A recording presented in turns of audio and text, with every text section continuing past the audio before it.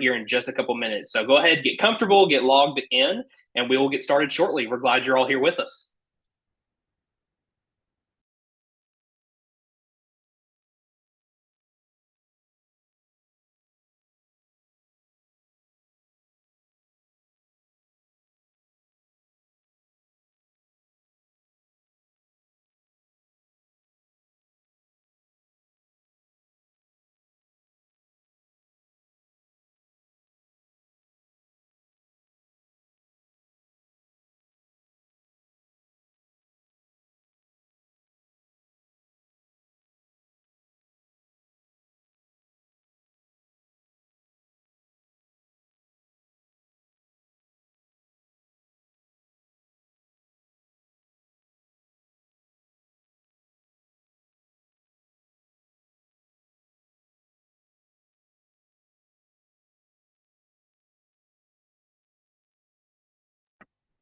Awesome. Well, welcome everybody to the first of our Tennessee Family Series. Tonight's session one, the Big Four. We are very excited that you have joined us. We are excited for your student to be joining us on Rocky Top soon, and really excited for you to get to connect and hear from some of our campus leadership tonight about all things being a vol and transitioning successfully onto Rocky Top. My name is Todd Cox, and I have the privilege of serving as the director of the Center for Student Advocacy within our Division of Student Life, and get the opportunity to serve as your host tonight. As we are moving through tonight, we're going to do some quick introductions of our panelists. I'm going to kind of let you know who's here with us this evening, and then we will give them an opportunity to share a little bit about what their offices look like, and then that's the opportunity when you will be able to start submitting questions, and that we will start asking questions and kind of going through and making sure you have the information you need as you are supporting your student as they begin their journey on Rocky Top. So you will see at the bottom of your screen, there will be a Q&A box. You can enter your questions there in that Q&A box. So please make sure that your questions, as you're asking, if they're related to tonight's topic. We have several of these sessions, and so we will have several different leaders across campus across the summer. So if you've got questions about different areas, we will have different sessions for that. But we ask for tonight, make sure to keep those questions for our experts here that we have joining us. We also, if you were asking a question and you're seeking some follow-up, if you can make sure to give us your name and your email address, that way we can make sure we follow up with you and can get you that question answered or that follow-up that you might be looking for. We also ask tonight that you have patience with our panelists and with us. We are going to answer as many questions as we can tonight, but also recognizing we're on a limited time frame and there's only a few of us, so we may not get to every question. But we've got team members behind the scenes in that Q&A who will be answering questions. You'll be hearing some of them live during this session tonight. And so just be patient with us as we're trying to answer as much as we can. If you're looking for responses to questions, you can go to the All tab or the My Questions tab in that Q&A feature, and you'll see those there. And then at the end, we will make sure that we share out the contact information for all the offices represented here. So if you have any questions, you can get in touch with them later on. If you think of something later on, you can make sure that you reach out to the appropriate person.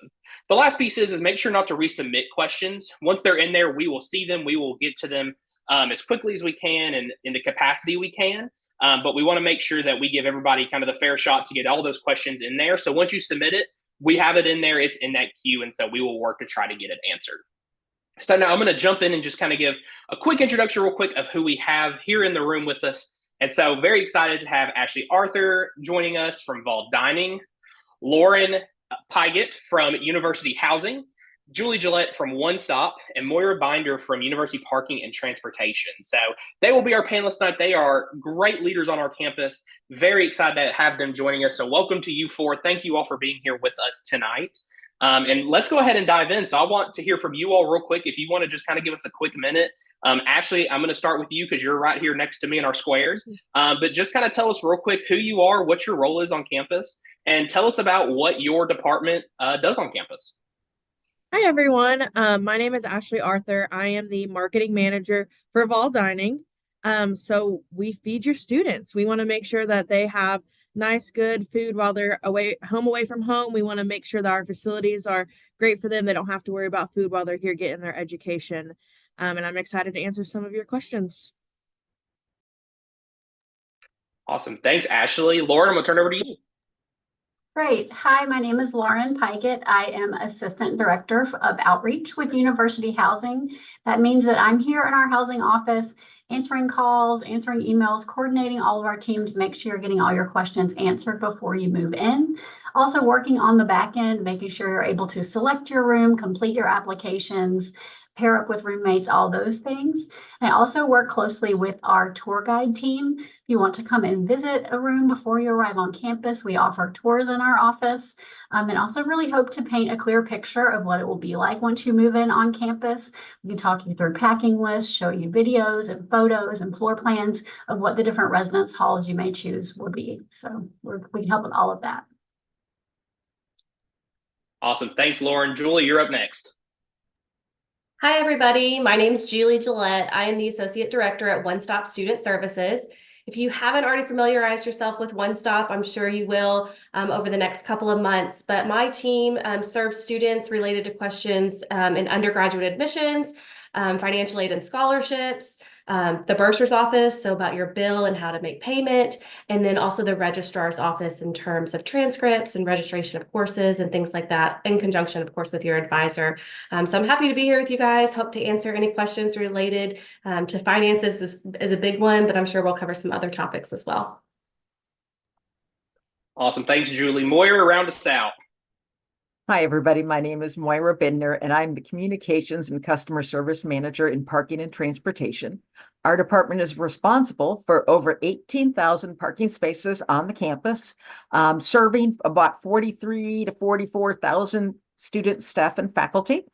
Our job is to both get people parked, hopefully park once, and then take our transportation. We will have 31 buses this fall that have 47 stops on 11 routes.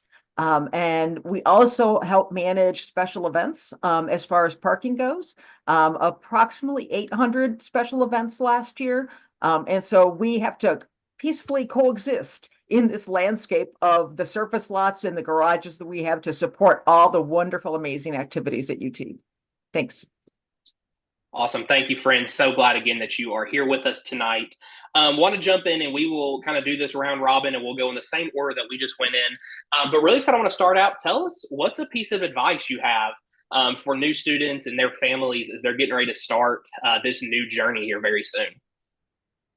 Yeah, so I think my biggest piece of advice pertaining to Vol dining and just in general is don't be afraid to ask questions. You're getting acclimated to school, you're in a new environment. Some of you might be from out of state. If you have food allergies, if you have questions about anything, please just ask somebody. We're here, we know a lot about what we know. So please just don't be afraid to reach out, especially if it's something that is going to make your college experience even better.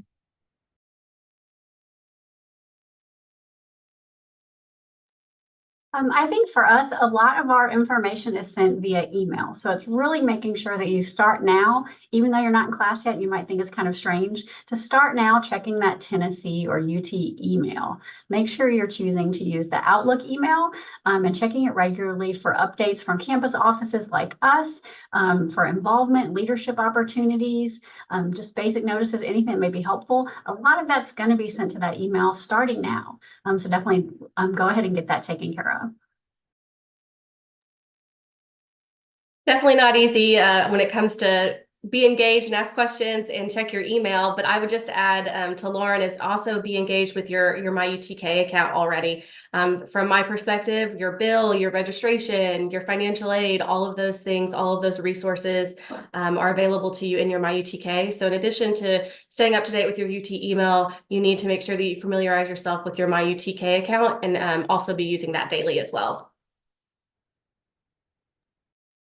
And from the Parking and Transportation Department, my biggest hint is do not bring a car. Do not bring a car. You will not need it. You'll be able to get around on campus with the T-buses. And parking is very, very limited on campus. So that would be my suggestion is you don't need a car, don't bring it. Awesome. Thank you all so much. Great advice from everybody. Moira, you led into my next question. I think you're reading my mind. So really wanted to kind of start with a question that we've been getting a lot on kind of what does that parking kind of process look like? So kind of, if you don't mind giving us a quick walkthrough of advice you have around parking, especially for first-year students or transfer students, and what that process looks like, about the options if they elect not to bring a vehicle, or if they do wish to bring a vehicle, kind of what that process is going to look like. Sure, absolutely.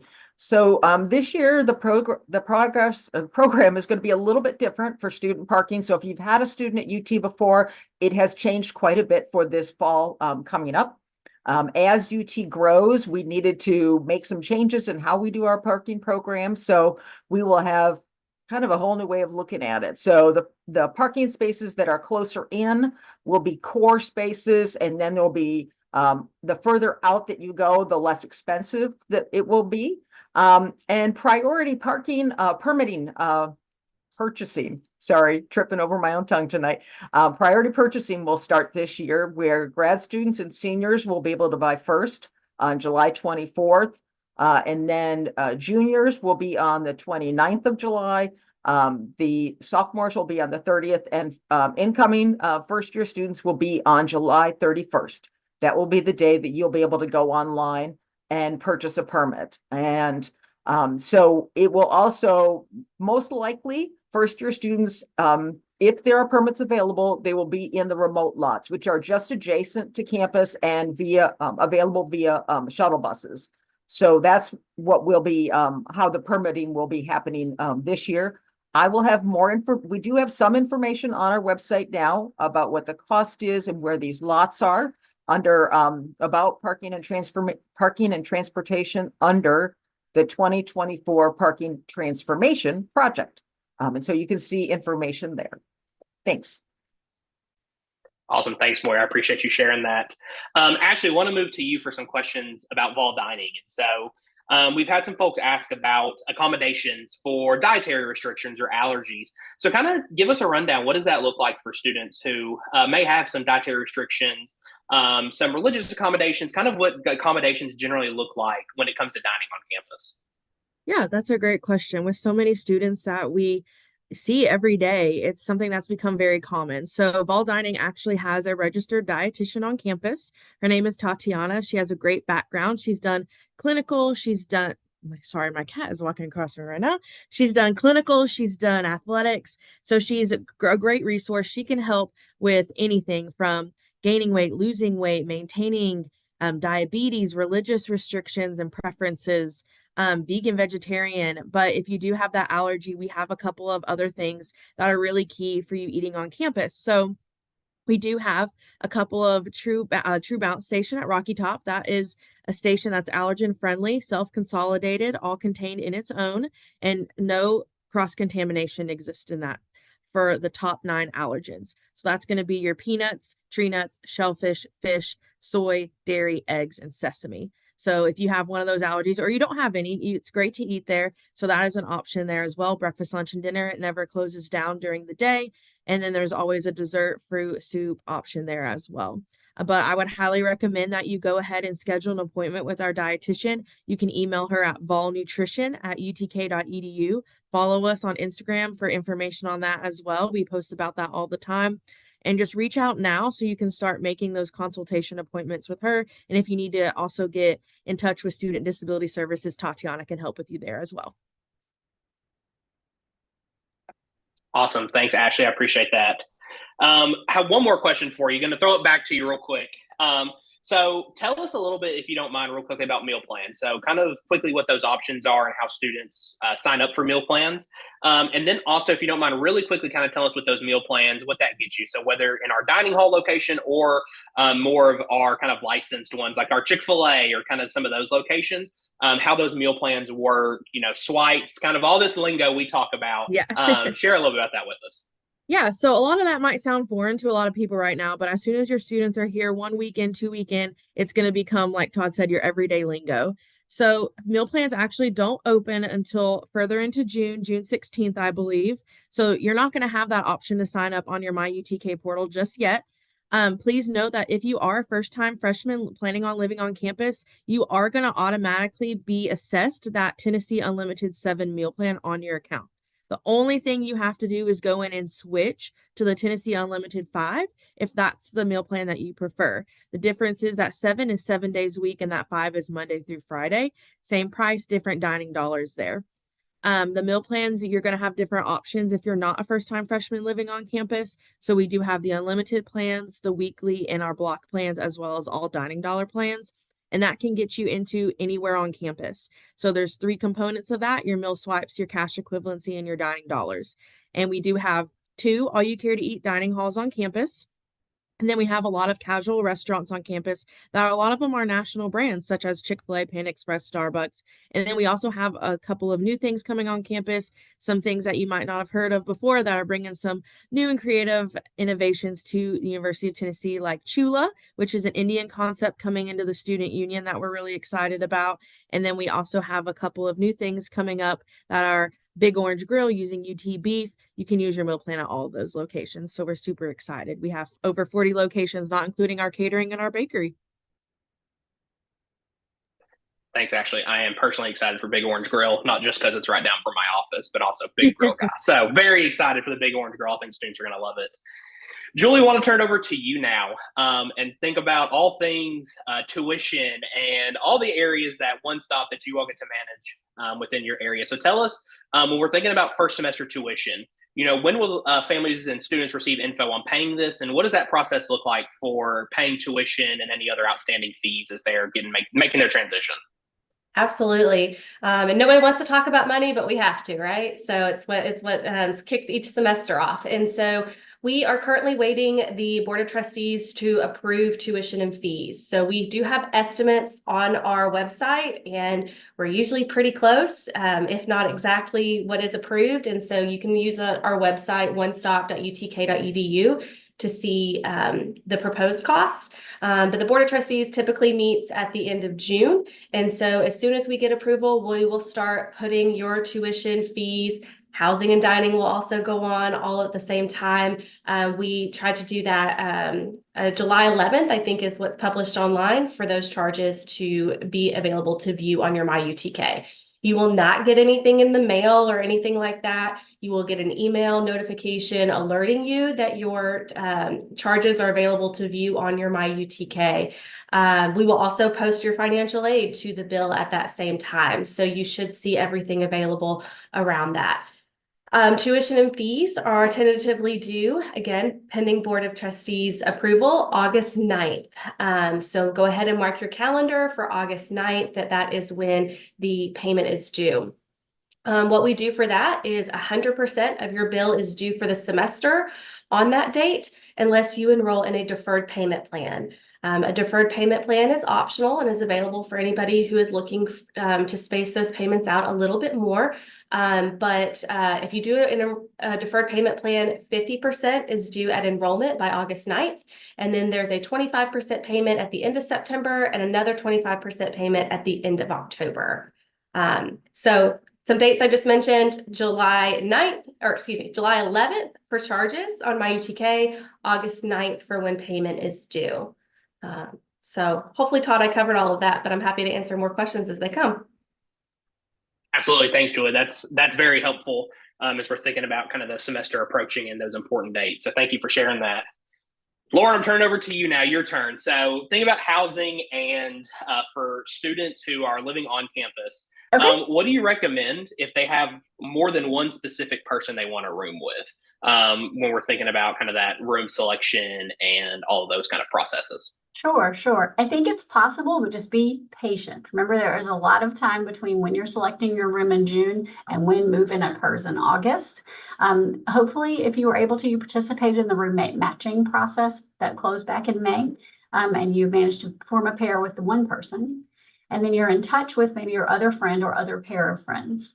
Go through room selection as instructed and just communicate with that group. Whichever group picks first, tell the other group where you ended up. Then they need to try to get in that same building, maybe even the same floor. If they don't see the same suite, don't panic. Try to select a building with the same floor plan.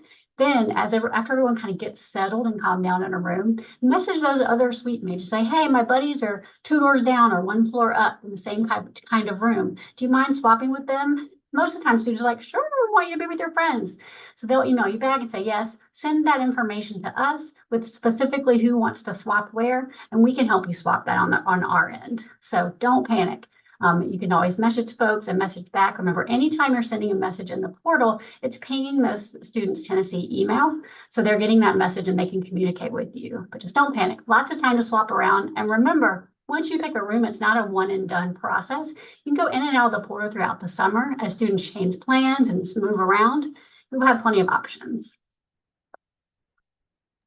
Awesome. Thanks, Lauren. That's really helpful. And I think it further stresses the importance of checking your email already and making sure you're looking at that Tennessee email, because that's where we're sending all of our correspondence for all the important things coming up. So I appreciate you sharing about that.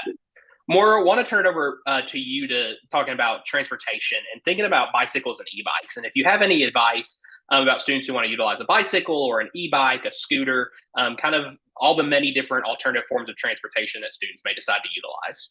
Yeah, that's a great question. We actually highly encourage bikes on campus. We have bike racks all over the place. There are students that are now bringing e-bikes to campus. We have two currently in places where you can indoor type of parking for bikes. One of them is at the Volunteer Boulevard Garage next to Stokely Hall, and one of them is it Dogwood, Lauren, or Dogwood? Dogwood Hall has indoor bike storage. But there is bike racks all over campus. What I would recommend is that when you get to campus, we're going to ask you to register it with us at the parking office. There's no fee for that. In case it gets stolen and gets retrieved, then we can get it back to you. The other thing I would say is really invest in a very, very good bike chain. That is really imperative. I think I even have a video on it on our website about it. So bikes are a great opportunity, especially because if you are living in Dogwood and you have to get to Tickle, it's 23 minutes walking. We do have a bus system that'll get you around, so that's not a problem. But if you want, also, there's a few hills on the UTK campus, so bring some good shoes. But if you are biking around campus, and then we've got awesome urban trails around Knoxville. But if you are biking, it will help prevent that freshman 15 pounds from being added on, because the food in the dining hall is pretty decent. Including free ice cream all the time. We really encourage bikes. We have electric scooters that you can rent from Bird, and electric bicycles on campus. Also, the rec center will rent a bike for a semester. I think it's $50 for the entire semester. So there's a number of different options for you as far as bringing a bike. Awesome, Maura. I appreciate you sharing about that. That's really helpful. We're thinking about transportation. Lauren, I want to turn it back to you and thinking about the kind of do's and don'ts of move-in. And so if you don't mind tell us about what comes kind of in a standard room and what they can expect when they move in, what's provided, what items you recommend they bring, and what items you recommend they don't bring as they're moving in come August.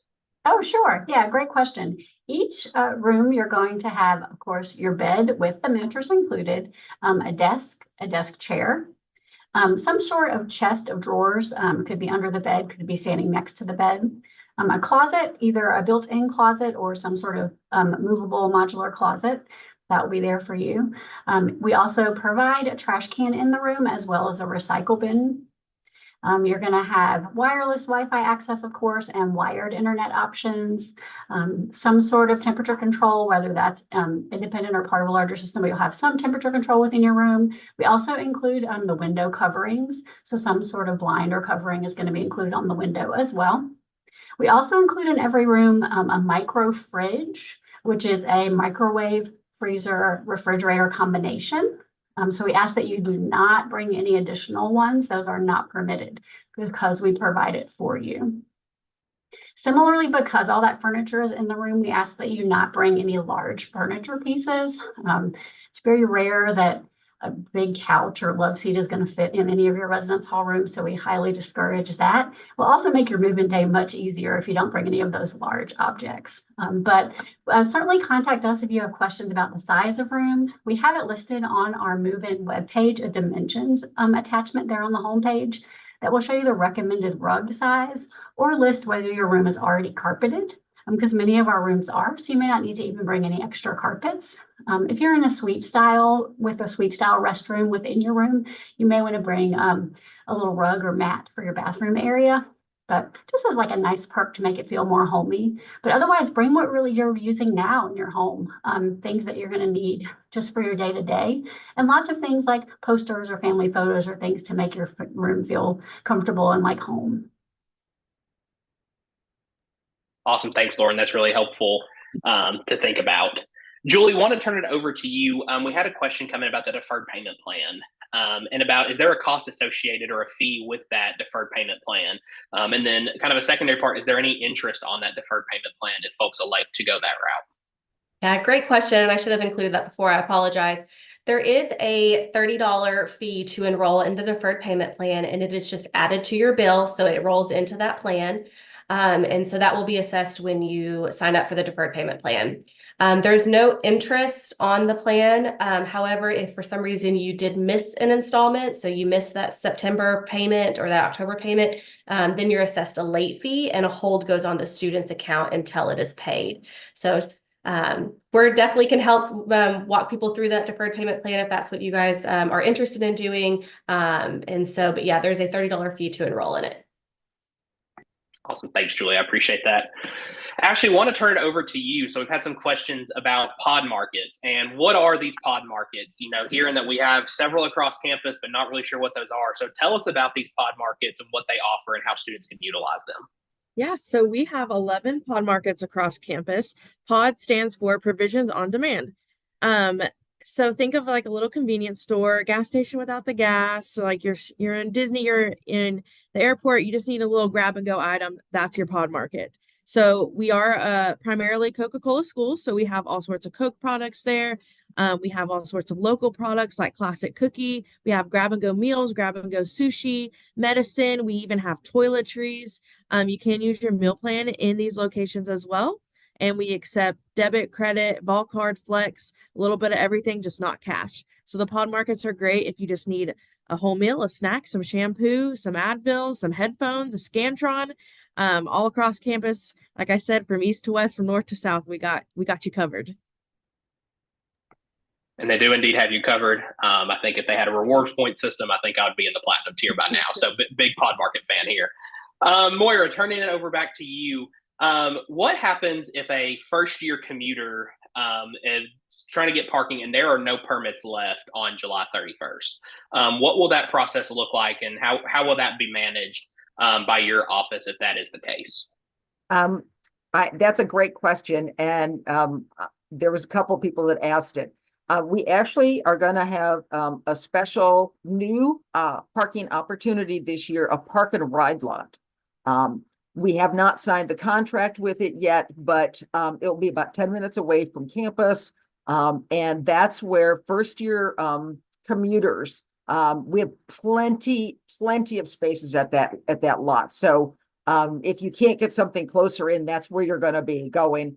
A 10-minute bus ride. It'll go directly to gate 21 right in the center of campus. And that way you'll be able to get to where you need to go. But I do not anticipate running out of the park and ride lot permits for incoming first year students who are going to be commuters. Awesome. Thanks, Moira. I appreciate you sharing about that. Julie, turning it back over to you. And so for students who may be getting a local scholarship, but it has paperwork that's required to be filled out by UT, what's the process? Where do they need to send it? What are all those important details to make sure that we get the scholarship added to the student's account? Sure. So external scholarships are wonderful, and I'm so glad that students have applied and received additional funding outside of the university to help pay for their bill. So going to cover a couple things with that. So if they need like an enrollment verification or proof that you plan to attend or a bill or something like that, you have all of that on your MyUTK. So on July 11th, your bill will be available, so you can print that off and send it to the donor if needed. Or after you register for classes, it may take a week or so after you register for classes, but there's an enrollment verification option on your MyUTK as well. So it's an official document that you can print off and send to your donor if needed. However, if there is something that you need us to fill out on your behalf, just send it to us. And so we will work with you to make sure that we have your authorization to release whatever we need to release to a third party, as well as get that information to them. Once you have everything you need, or you just need to provide something to the donor in terms of address, we would recommend that you send that directly to our bursar's office. There you can find that on our website or on their website, excuse me, bursar.utk.edu. Make sure that you ask your donor to include your name and student ID number, especially if you have a common name. We want to make sure we get that to the right student's account. If the donor has also addressed it or made the check out to you as well, then you may need to endorse it. So if you have the physical check and need to send it in, it's got your name on it, make sure you endorse that check. If we get it directly from the donor, you may get an email from us that asks you to come sign off on it. But external scholarships also, unless designated by the donor, are automatically split. If it's over $500, 50% in the fall, 50% in the spring. So if you have $1,000 scholarship coming from a donor, when we get it, we will apply $500 to fall and $500 to spring, unless your donor has specifically said it's a fall only scholarship. That's a really common question as parents are trying to figure out the bill or students are trying to figure out the bill, and they send a check and they're wondering where the other half is. It's automatically reserved for the spring. We encourage you to get those in as soon as possible. So in July, it's a two-step process when doing external scholarships. And so don't wait until August 9th to submit it when you're trying to pay the rest of your bill. We encourage you to submit it in July would be ideal. Great. Thanks, Julie. I appreciate it. Don't go too far, though, because I've got another question for you. I'm keeping you on the spot here. Love it. So tell me about how parents and families can access their student account information. Perfect. I saw that question a couple times, so I'm glad we're covering it. So students, once you are registered for any courses, whether you register yourself or you're automatically enrolled into like a first year experience course, once you are enrolled in a class, your academic and financial record is protected by federal law. So it's FERPA is what it's called. And so we at the university, in regards to academics and financials, can only speak to you about your account unless you authorize somebody else.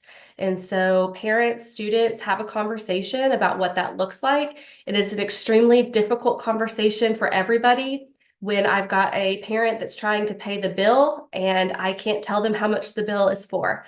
And so if you want to take care of it on your own, that's great. But if you think you're going to need help, then you need to authorize friend, parent, grandparent, sister, cousin, whoever you want. And to do that, you will add them in your MyUTK account.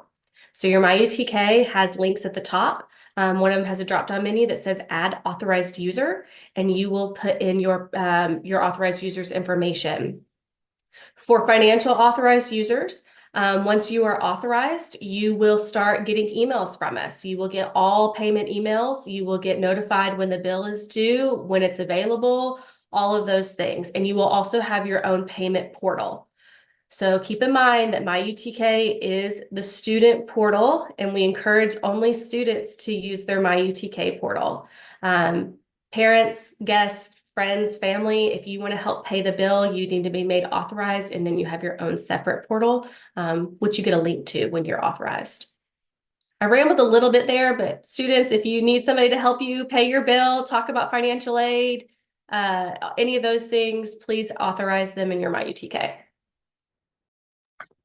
No, that's great. Thank you. That's really helpful information. I know a question a lot of our offices get a lot, and it's very important if that's something that for your student is important for them to access that account. So thank you for sharing about that. Lauren, I want to go back to you, and kind of going back to something we discussed a little bit earlier was about the selection process and the residence hall they live in. So we've had a few questions about if a student does not get the residence hall that they want, or they get one that they definitely don't want, what does that process look like if they're hoping to appeal that or change, look at a different residence hall? Kind of tell me what that process is going to look like. Oh, sure. Yeah, they can do that themselves in the housing portal. Once their room selection time starts, it remains open all summer. So they can return to the portal to check and see if a room that they're interested in more than the one they chose initially has opened up. So it's right there in your housing portal. As soon as you book a room, you have a booking summary. Then the tab populates right after that. It's just a move-in options tab opens up and there's a drop-down menu that says modify my booking. You select that and don't panic. It's not giving up your room right away. Select modify and then you can see quickly at a glance all of the rooms that are still available to you. And you can scan that and see if that's one of the ones you would like. If not, try back again tomorrow. Try back at a weird hour at night. Maybe somebody's moved out of a room that you're interested in, you can jump right into it. After you see the one you want, you can select it and our system will just swap you. Only after you've confirmed that you found the one that you want to swap into. That process is open really near the end of July. We keep it open as long as possible to give you a chance to really look around if you're wanting to make some moves. You can do that almost unlimited. There's not a limit to the number of times you can check or move around throughout the summer. Awesome. Thanks, Lauren. I appreciate that. That's really helpful. Ashley, wanting to ask you about meal swipes at our non-traditional dining hall location. So someone wants to go to Chick-fil-A and they want to use a meal swipe or another one of our multiple locations on campus. Tell me, what does that process look like? How many meal swipes are there? Kind of all those fine details about that process. Yeah, so I will be upfront and say this is probably one of the most confusing parts of the meal plan. So I'm going to speak as if everyone on the call is a freshman with the unlimited plan. It's going to be the easiest way to comprehend this. So meal swipes are unlimited in the dining halls, and you can use a cash equivalency swipe at one of our locations like Chick-fil-A for dinner, Chula for dinner. Maybe you wanted to go to Einstein's for breakfast, or even a Pod Market. You can use your cash equivalency there for a meal period, but you cannot do unlimited in the dining halls and a swipe at one of our casual restaurants in the same meal period. So I'll just run through a really quick day in the life. I know Lauren's heard it a million times, and if you come to Vol 103, you'll hear it again. So I'm living in Reese. I wake up, I have an early class. I want a coffee and a banana. I run into Rocky Top Dining Hall. I get a coffee, banana, and I go to class. I come out of class and I want my full breakfast. I want my eggs, my bacon, my biscuits. So I go back into Rocky Top. Maybe I come back to my residence hall. I'm looking through and T-Rex has a Zumba class I want to do. So I go back into the dining hall with my Stanley. I fill it up with my Powerade and I head on over to T-Rex. So I've gone in and out for breakfast, which is open to 10:30, 3 times with my meal plan. Then maybe fast forward, I go to lunch. I have class in art and architecture, and me and some classmates want to go to Einstein Bros. I get a bagel and schmear and a coffee. I want to use my cash equivalency. So $5.50 will come out of my transaction, and whatever's left over will come straight out of my dining dollars. So it's an all-inclusive meal plan. So then maybe a little later, I've already used my cash equivalency. I'm in the library. I need a little snack, a little pick-me-up.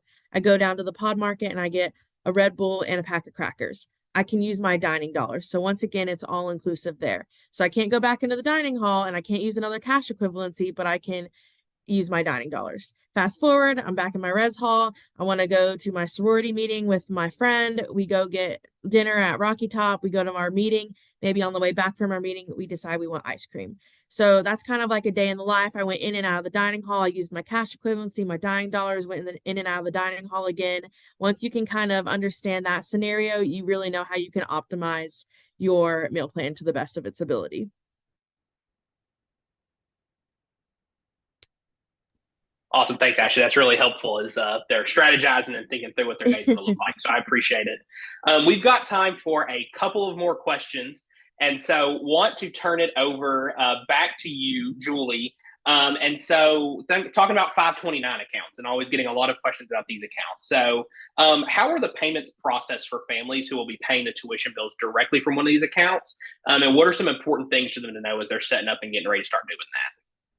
Yeah, so if you have a 529 that you would like to pay for the tuition, housing, dining, anything that's charged to the student in my UTK, we usually recommend that you contact your financial institution. Most of the time, they don't need anything from us. They just want to know how much to send and where to send it. However, if they do need something from us, we are happy to work with you to make sure that they have all the documentation that they need. So again, if charges are going on July 11th, we recommend that you start working on that soon thereafter. So there's plenty of processing time. That can sometimes be the hang up with 529s, as there's usually a little bit of processing time. Most financial institutions do send that electronically to us, and they have it all set up where they could do that. However, sometimes some financial institutions still will cut a check. So again, keep in mind that additional processing time may be needed. So really, it's up to your financial institution. So we recommend that you maybe go ahead and reach out to them and find out what their process looks like. So as soon as those charges appear in mid-July, you'll be ready to make that request. And so that's here by August 9th, so there's no issues. It's always a really tough conversation when I have somebody who's emailed or I'm on the phone with them or maybe even person. And, there's a large check somewhere in the mail, but I don't have it on the due date. And so we're kind of stuck. And so don't let that happen to you. Just be proactive and kind of find out what they need on the front end, so you're ready to request it in July. Awesome. Thanks, Julie. Going to do kind of one more from our questions submitted, and then we'll do a wrap-up question. Moira, this one is going to be for you. So for any of our students who will be flying to Knoxville when they're coming to Rocky Top in August, is there any transportation from campus to the airport, any services, or anything you recommend for folks who may need assistance in getting from the airport to campus during move-in day? For those students that are moving in, the first time I would say just take an Uber, take a taxi. There is not a shuttle service from the airport. But when you are going home, I encourage students to ask their friends. And then what I encourage them to do also, because I am a coffee person, is pay them in coffee or pizza. So pay somebody to drive you there. We have so many out-of-state students. We have a lot of students who are not bringing cars and will fly back home for holidays and such. So that is what I would recommend, is to carpool with somebody to the airport. Also, if you are not engaged yet, there are a number of different Facebook groups where you can connect with other parents. I know that I am a part of, I listen to the Facebook's Parents of the East Coast, and they will network with each other that my child wants to come home for break, but doesn't necessarily want to fly. And so they can arrange carpools for you to get home for Thanksgiving and stuff. So there's quite a number of options, but we will help with, and some parents also, Lauren will hate me for saying this, some parents send things in advance for move-in so that the students don't need to worry about bringing, and please don't bring a U-Haul. Anyways, but there is we can help serve you. I'll give you my information at the end. If you have any other questions after this, please just reach out directly and I can work with you on your situation. Thanks, Todd. Yeah, thanks, Moira. You also brought up a really important point. So I actually lied. Lauren, you're going to go before our final question, because I think Moira brought up a great point about sending stuff before move-in. And so can you kind of walk us through any advice you have about wanting to send things in before, if there's storage opportunities, kind of all those pieces for folks who do want to send stuff before their scheduled move-in date? Oh, sure. Yeah, great question. We do allow that. We ask that you not have those things arrive to us any earlier than a week before your scheduled move-in appointment. After you select a room, you'll be prompted right after to choose your move-in date and time. So you'll know when you're planning to arrive. So just kind of do the math there and magically try to time that shipping for us. Those items will be stored and cared for by our mail services team and then brought over to the residence halls closer to move-in day. Your items will be either placed at the residence hall, depending on their size, or within some of the package pickup lockers located near your residence hall, where you'll get an email or a notification letting you know where that's going to be so you can pick them up when you arrive. But yes, that's totally fine. You'll see on our move-in page and also in our frequently asked questions the address and details about how to get those things labeled so they'll get to you on time. Awesome. Thanks, Lauren. Well, and I appreciate you all sharing this wisdom and all of these great things. And so we'll have one final question for everybody. We'll do this round robin style and we'll go in the order we went in previously.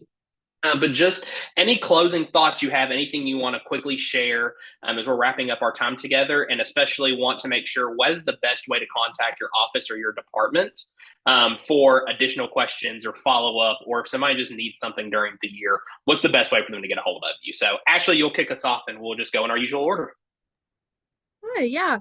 So one last bit of advice I would say is we do a lot of different events, a lot of things with our partnerships on campus. Everyone on this call right now, we've done things with. So have your student, or if you're a student on the call, please come branch out. You're going to have lots of good networking and resources, and it will make your time in college just so amazing. I miss it. The best way to contact us is definitely by email, and our phone number is there as well. If you can't get a hold of us that way, we do get a lot of emails and phone calls during the day, and we only have one person, two people doing that every day. Feel free to DM us on Instagram at Vol Dining. That will be the easiest way for myself or my coordinator to see that. We're always on there engaging with the students in our campus community. And then one other thing I always like to say is please, please, please have your student come and talk to us. A lot of times I get phone calls from parents and family and supporters who are states away when their student is 50 feet away from my office in like Fred Brown. So have your student just walk over to us, ask us a question. We're happy to answer that. It's a lot easier, I promise. And a lot of things, like Julie mentioned, we can't really discuss with the parents. So just have the student come on over. Don't be shy, and we'll help them as much as we can.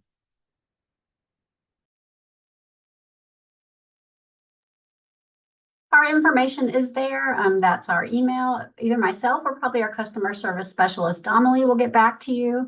We're happy to help you. Also, I would say don't forget about our YouTube channel. We just added some new videos about what you can see in the housing portal when you go in to select a room.